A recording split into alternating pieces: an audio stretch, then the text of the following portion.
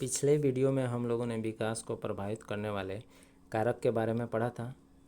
इससे आगे बढ़ते हुए हम लोग आज विकास की विभिन्न अवस्था का अध्ययन करेंगे। सामान्य रूप से बालक के विकास की 5 अवस्थाएं होती है। पहला है गर्भकालीन अवस्था, जो कि 9 महीना जन्म से पहले होता है। दूसरा है शैशव अवस्था। शैशव अवस्था जन्म से 2 वर्ष तक की अवस्था होती है। इसके बाद है पूर्व बाल्य अवस्था, जो कि 2 वर्ष से लेकर 6 वर्ष तक का होता है। चौथा है उत्तर बाल्य अवस्था, जो कि 7 वर्ष से 11 वर्ष तक का होता है। और पांचवा है किशोरावस्था। किशोरावस्था 12 से 19 वर्ष तक का होता है। कहीं कहीं 12 से 16 वर्ष तक की भी अवस्था लिखा हुआ मिल सकता है। यानी दोनों में से कोई एक ही रहेगा, या तो 12 से 19 रहेगा या 12 से 16 रहेगा। इसके बाद गर्भकालीन अवस्था की कुछ विशेषताएं हैं जो कि बहुत ही महत्वपूर्ण है। तो आइए देखते हैं गर्भकालीन अवस्था। गर्भकालीन अवस्था 9 महीना जन्म से पहले होता है, यानी कि माँ के गर्भ में जब भ्रूण बनता है तो उस भ्रूण के बनने से लेके 9 माह तक बच्चा माँ के पेट में रहता है। उसके बाद जन्म लेता है।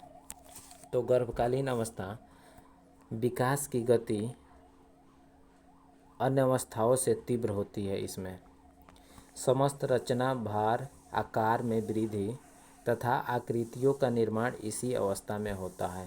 कहने का अर्थ यह है कि भ्रूण से धीरे धीरे डेवलपमेंट होता है, मस्तिष्क बनता है, रीढ़ की हड्डी बनती है, हाथ पैर बनने लगते हैं गर्भकालीन अवस्था में।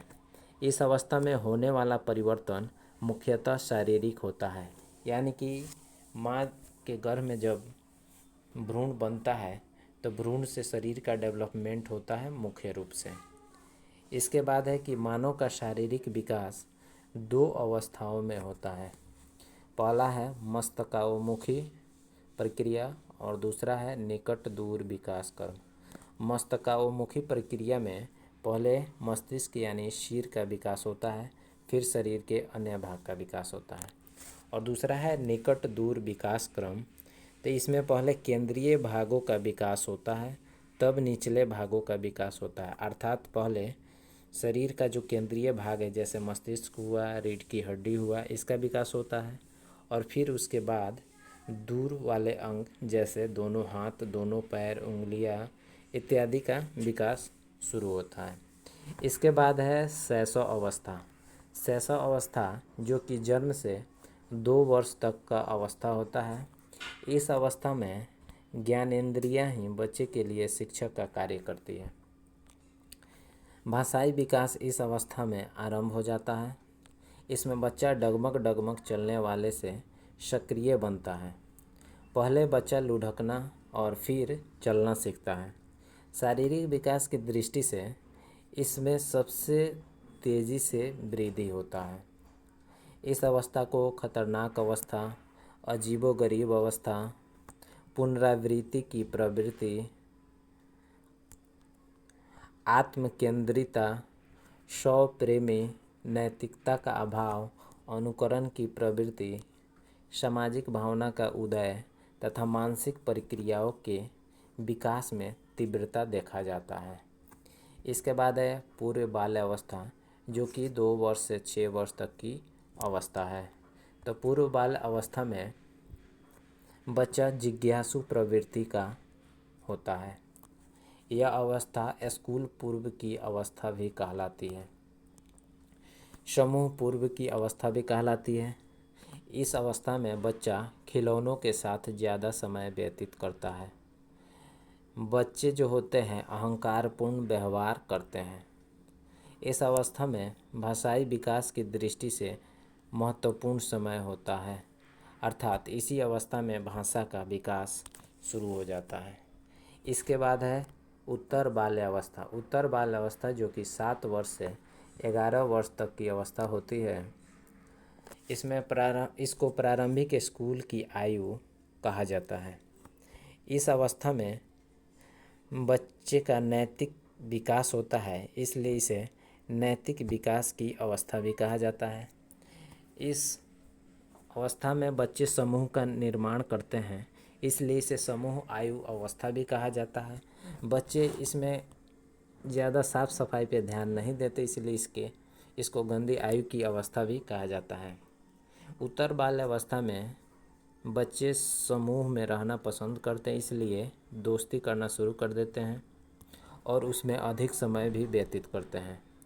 इस उम्र का अनुभव बालक को पूरे जीवन प्रभावित करता है, अर्थात उत्तर बाल अवस्था में बालक में जो विकास होता है वह पूरे उम्र तक उसका प्रभाव दिखाई देता है।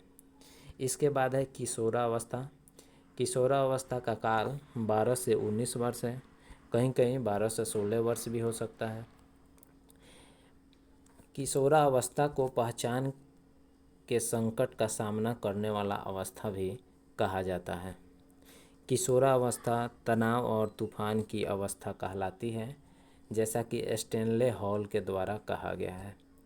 यह व्यक्ति के जीवन की नाजुक अवस्था होती है, अर्थात किशोरावस्था ही भविष्य का निर्माण करती है। इस अवस्था में बालक जैसा व्यवहार करता है, जिस दिशा में ज़्यादा रुचि रखता है, उसी की तरफ जीवन पथ पर अग्रसर होता है। किशोरावस्था को परिवर्तन की अवस्था भी कहा जाता है, क्योंकि इस अवस्था में शरीर में तरह तरह के हार्मोन्स बनने लगते हैं। बहुत तरह के परिवर्तन देखे जाते हैं, जैसे दाढ़ी मूंछ का बनना, आवाज़ में भारीपन होना, लड़कियों के आवाज़ का पतला होना, शरीर का स्ट्रक्चर में बदलाव होना। इसके बाद किशोरावस्था में विषमलिंगी भावना का विकास हो जाता है, यानी कि एक दूसरे के प्रति आकर्षण विपरीत लिंग में शुरू हो जाता है। इस अवस्था को कल्पना की अवस्था भी कहा जाता है, क्योंकि इस उम्र में बच्चे बहुत सारे काल्पनिक बातें सोचते रहते हैं, इसलिए इसको कल्पना की अवस्था भी कहा जाता है। इस अवस्था में आत्मनिर्भरता और व्यवसाय चुनने की अवस्था कहलाती है। इसमें समायोजन में दिक्कत होने लगता है, तार्किक विकास होता है। इसके बाद कुछ नोट्स हैं जो कि बहुत ही इम्पोर्टेंट है, इसको आइए हम लोग देखते हैं। पहला है, गर्भ में बालक को विकसित होने में 280 दिन लगता है। जैसा कि 9 मंथ का समय लगता है, तो उसको अगर दिन में बदल दे तो वह 280 दिन के बराबर होता है। नवजात शिशु का जो भार होता है वह या तो 7 पाउंड होता है, और केजी में बात करें तो 3.5 केजी यानी 3.5 केजी का होता है। शारीरिक वृद्धि एवं विकास को अभिवृद्धि भी कहा जाता है। इसके बाद कुछ VVI क्वेश्चन है, जैसे मनोलैंगिक विकास का सिद्धांत किसने दिया? तो मनोलैंगिक विकास का सिद्धांत फ्रायड ने दिया था। दूसरा है संज्ञानात्मक विकास का सिद्धांत। संज्ञानात्मक विकास का सिद्धांत प्याजे के द्वारा दिया गया है, जीन प्याजे भी जिसे कहा जाता है। तीसरा है मनोसामाजिक। मनोसामाजिक का सिद्धांत एरिक्सन ने दिया था। इसके बाद है भाषाई विकास का सिद्धांत। तो भाषाई विकास का सिद्धांत चॉम्स्की ने दिया है, यह बहुत ही इम्पोर्टेंट है। इसके बाद है सामाजिक विकास का सिद्धांत। तो सामाजिक विकास का सिद्धांत वाइगोत्स्की ने दिया था। एक छूट गया है नैतिक विकास का सिद्धांत। तो नैतिक विकास का सिद्धांत कोहलबर्ग ने दिया था। नैतिक विकास का सिद्धांत किसने दिया था? कोहलबर्ग ने। इसके बाद अगले वीडियो में कुछ और भी इम्पोर्टेंट टॉपिक को देखेंगे, तब तक के लिए बाय।